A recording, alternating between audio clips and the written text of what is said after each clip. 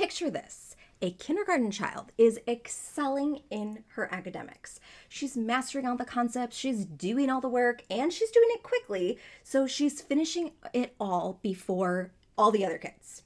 But instead of being allowed to go off and be creative, have time for free play and learning on her own the things that she's interested in, the things that get her excited and creative and, learning and doing and getting her hands all in everything, she's reprimanded.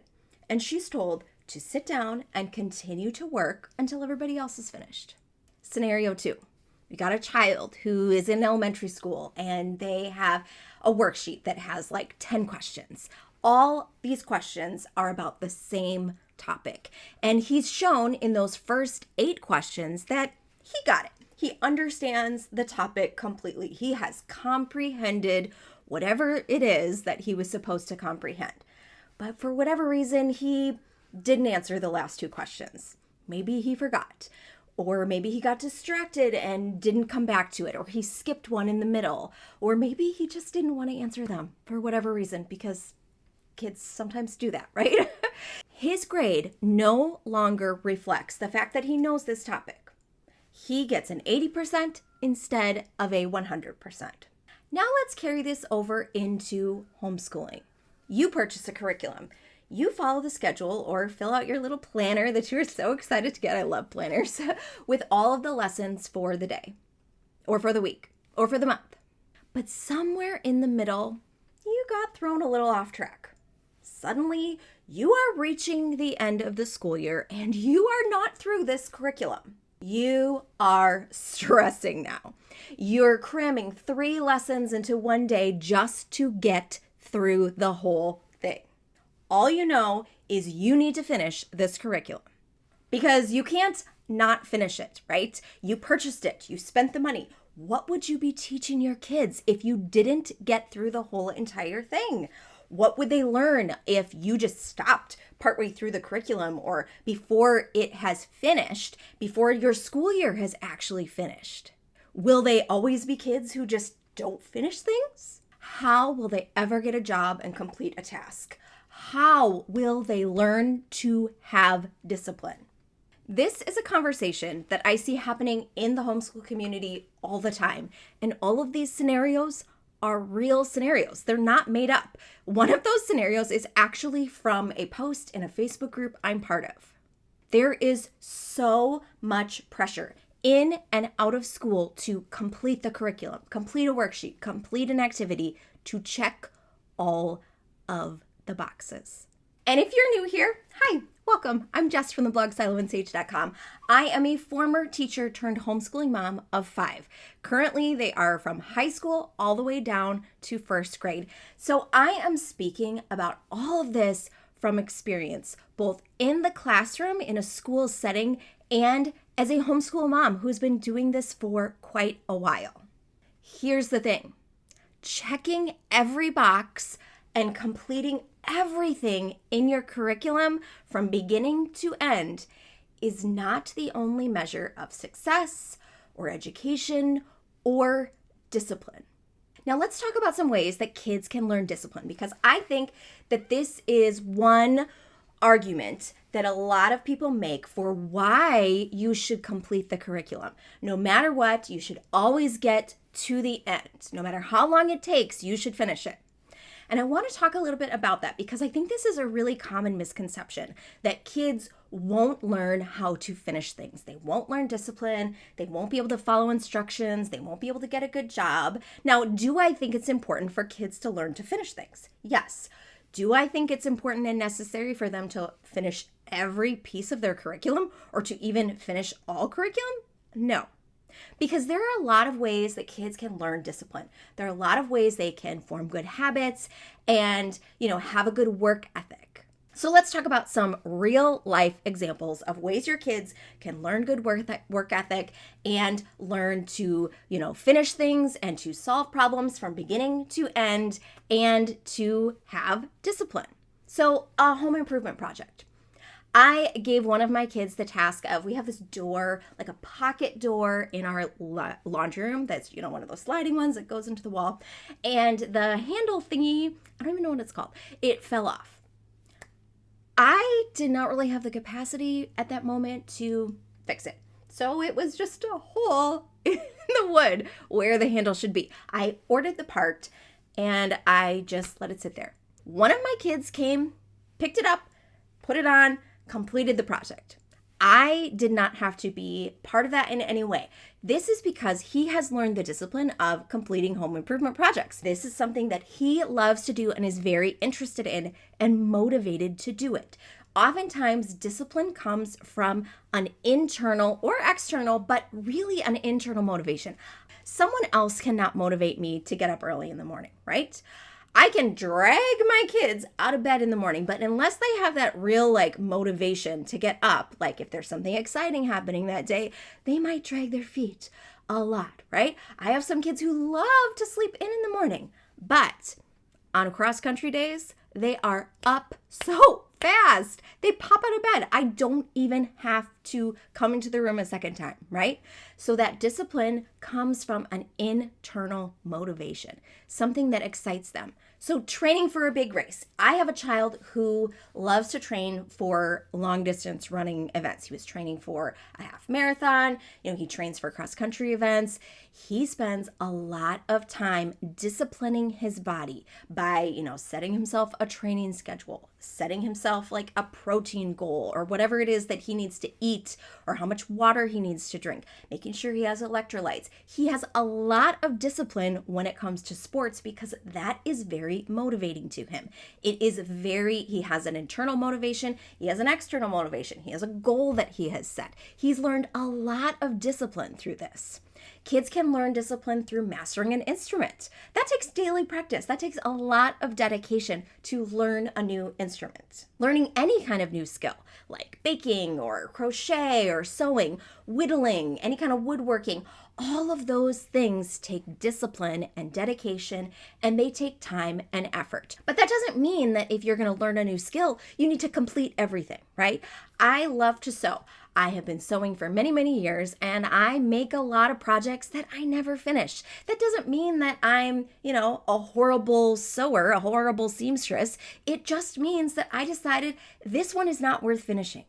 I'm going to set it aside and I'm going to do something else. Maybe I lost interest in it. Maybe it was just really challenging and I decided now is not the time.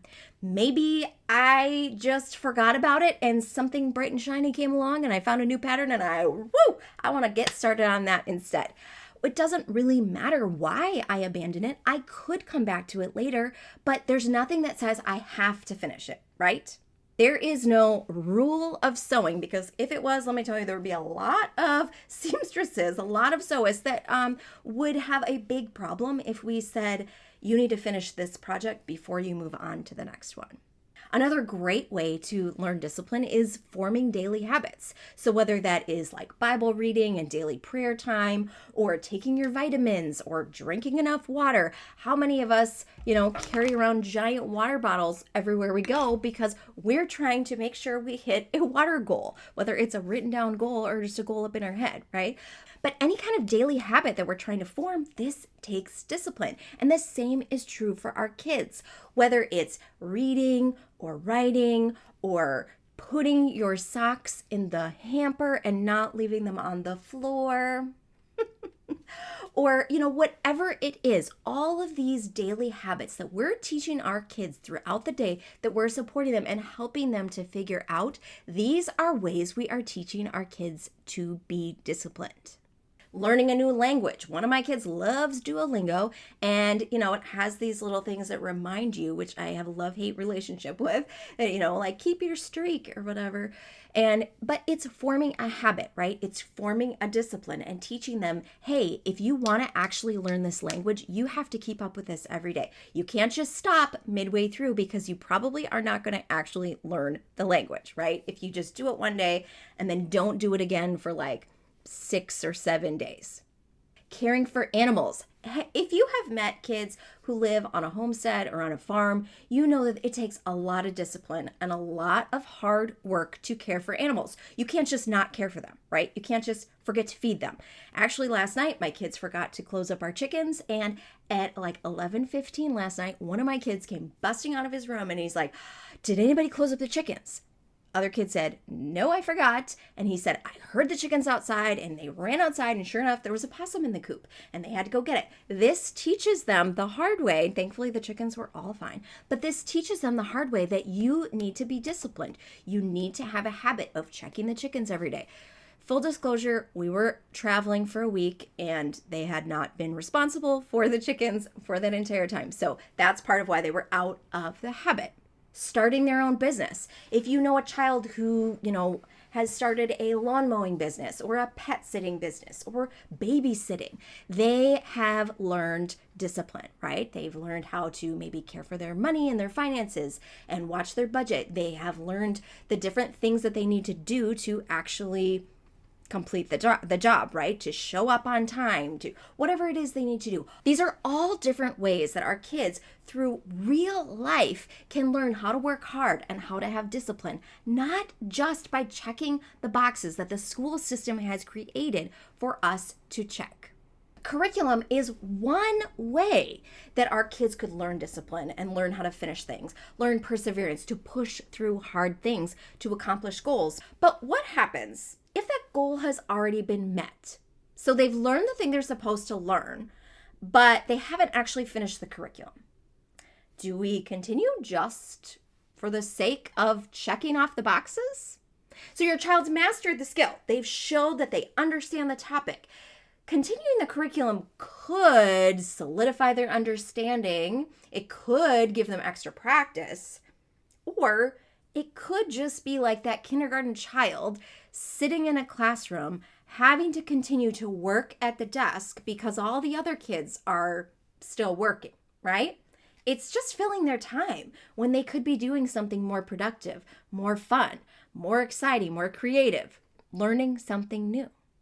The school system has made us a culture of box checkers. In home education, though, we get to change the narrative. We get to flip it on its edge, and we get to let go of the unnecessary. Instead of holding on to the box checking for the sake of being a finisher, for the sake of discipline, for the sake of pushing through those hard things, we get to rewrite the rules for our kids. Now, finishing a curriculum within a school year might be important to you, but honestly, it might just be an idol in your life, or it might just be that you are a box checker because the system made you one. So I want to talk about a few reasons that you might choose not to finish a curriculum. One big reason is that your child has already learned enough. They've already shown you that they have mastered this topic or that they have learned enough for this stage of their life. Kids don't need to know everything right now, right? Our job is to build the foundation. I want you to think about it a little bit like a bucket, okay? So we've got a bucket and it's got some little holes all around the bottom of it. And when you are pouring things into your child, there's always something that's dripping out. They're not remembering every single thing that they learn, especially in like the early years, the elementary years, even into the middle school years. Think about your own education. Think about what you remember. You probably don't remember everything. I know I don't remember a lot of things, but we are building a foundation. So instead of just thinking about pouring into this leaky bucket, think about building a foundation. So you're laying down bricks. Some of these bricks might be big ones. Maybe these are, family values. Maybe these are, a love of reading. There's some big bricks. And then there's some smaller ones like the American Revolution. You're getting some basic concepts, right? In maybe these elementary years. You are building these bricks. Some of the bricks of your foundation are bigger and more important, and they're going to hold fast, right? And some of these bricks are little smaller ones that as they get older, those smaller bricks might get a little bigger, right? Especially if your child decides they want to be like a history buff, right? They want to be a history professor or some historian, or they want to do something having to do with the American Revolution. I don't know what you do with the American Revolution beyond like being a history professor, but that's the example I gave, so I'm going with it. So maybe then those bricks become bigger bricks and more important. And we're not worried so much about what's leaking out of the bucket, the things that they didn't finish, the things that they didn't retain. We're just worried about planting those bricks and planting that foundation firmly. So let's get back to some examples of why you might not actually finish your curriculum. So maybe you're going through this curriculum and you find this really great book. And this book that you read together as a family, it covers the same things. It covers the same topic that the next, 3 lessons in your curriculum we're going to cover. Do you really need to go through and do all those lessons? You can skip them, right? It's the same thing. You've covered the same things. You've had the conversation. You know your child got the general, comprehended this for the most part. They don't need to remember every single tiny detail, especially if they're like 7 or 8, right? But you can decide, hey, we're going to be done with this and we're going to move on to something else. Maybe you found a different real life way for your child to learn. So maybe you're in the kitchen and, your child's learning fractions and you use baking and measuring, and you make a pizza together. And not only do you measure out the scoops to make the dough, but you cut the pizza into all the fractions and they get it. Do they need to complete that within their curriculum? No, you can skip portions of it because they got it in a way that makes sense to them in a real life scenario. Now, I know that a lot of people have a hard time with this shift from learning within a curriculum or a workbook or a lesson versus real life. So I actually put together a whole guide where you can find real life ways to learn academics without curriculum. It's totally free. You can go to siloandsage.com/life-learning. siloandsage.com/life-learning, and you can download this free PDF guide. It will give you a bunch of real ways that you can teach your kids these academic skills without a curriculum. All right, a few more examples. Maybe you decide you're going to take a break for the summer. You are done. It's like May 15th, and maybe you planned to go till May 30th, and you decide, we are all done. You can just stop. And if you decide you want to, you can pick up the curriculum later in the fall. There's no rules telling you can't. Maybe you know that your child is going to learn this topic again, and maybe in a little deeper way, in another curriculum that you're going to do next year. So you can put this aside. You can stop. You can skip over sections. Maybe you just know that your child is not ready yet. This is just too much for them. Maybe, academically, they are just not at a space where they are ready to comprehend this. Maybe emotionally, or whatever the reason, you know that they're not ready for this, you can skip it. You can come back to it at a later time. Another really great reason not to finish a curriculum is that you can tell this curriculum is actually more stressful than helpful. So that means that maybe it's actually damaging your relationship with your child. I've had that happen before at the very beginning of our homeschooling journey. I was very insistent on using a curriculum with one of my kids, and he was not having it. It was very much, I could tell that this was going to damage our relationship. Not only my relationship with him, but his relationship with learning. So we stopped and we did something else entirely, and it changed the game for us. This is why I am always talking about how we need to shift our focus to home and not school, because we have the freedom as home educators to let go of the school system mindset that tells us that box checking is the only way that we're going to instill discipline and work ethic, and the only way our kids are going to be successful and learn their academics. It's just not true. And my mission here in this space, on my website, on my Instagram, wherever you are hearing me or reading my words, my mission here is to help you break out of that system mindset and find freedom in home education, because there is so much freedom.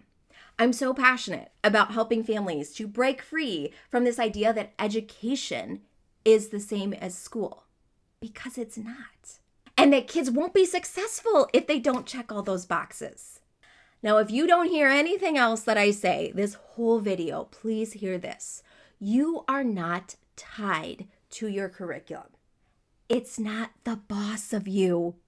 It isn't. You can set it aside. You can walk away and you can move on. As long as you complete everything you are legally obligated to by the laws of your state or region, you don't need to check all the boxes. And there are many ways to meet those laws that don't require you to check all the boxes. So many of us are stuck in this school system mindset that it's letting the curriculum rule our homeschools. Now, I am not against curriculum. I use it. I find it to be helpful in many situations. But I will not build our homeschool around our curriculum. Instead, I build it around our life. And I let the curriculum be one tool in our homeschool toolbox. So if you need permission to stop checking the boxes, this is it. If you need permission to skip a lesson or two, or to put down the curriculum entirely at whatever point you feel your kids or your family is ready to move on from it and to be finished, you have it. You have the permission to do it. You are in charge of your homeschool. And I know that this can feel a little scary. This can feel a little weighty because it's your child's education, right? And I know this idea of navigating curriculum and interest-led learning and kind of how to balance all that, it can feel confusing if it's not something that you're familiar with. If you are someone who is very much in this school system mindset still, it can feel like kind of jumping off of a cliff, right? So if you want to know more about my journey of curriculum and how I navigated it, how I went from someone who was trained by and for the school system to someone who can freely say, we don't need this curriculum anymore, or we don't need that curriculum, or we can just take pieces of what we need, and how I've managed to really put curriculum in its rightful place, not on a pedestal, not as the ruler of our homeschool, but just as one piece of it, one tool. I want you to watch this video that I'm going to link over here. And that will just walk you through that journey that I've gone on and really, I think, help you to navigate that as well. If you like this video and found it helpful, hit the like button, subscribe to my channel, and I will see you soon in another video. In the meantime, keep cultivating your home. Bye, friends.